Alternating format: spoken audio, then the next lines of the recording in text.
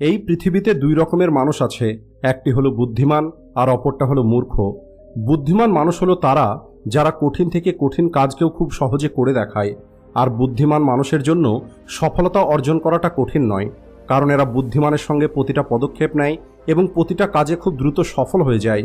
কিন্তু মূর্খ মানুষগুলো ঠিক এর উল্টোটা করে থাকে, আর এই কারণে এদের ছোট্ট একটি সফলতা পাওয়ার জন্য অনেক বেশি পরিশ্রম করতে হয়।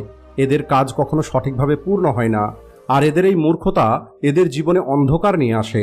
আচার্য চাণক্যজি বলেছিলেন, বুদ্ধি একটি মানুষকে জিতিয়ে দেয় আর মূর্খতা মানুষের হেরে যাওয়ার কারণ হয়। আর আজকের এই ভিডিওতে আপনারা জানতে পারবেন বুদ্ধিমান মানুষের 12টি গুণ সম্পর্কে। আর এই 12টা গুণের মধ্যে যদি আপনার মধ্যে 7টি গুণও থাকে তাহলে বুঝবেন আপনি সত্যিই অনেক বুদ্ধিমান একটি মানুষ। আর যদি এই গুণগুলো আপনার মধ্যে না থাকে তাহলেও চিন্তার কোনো কারণ নেই, কারণ ভিডিও শেষে আপনি ওই রাস্তাটা জেনে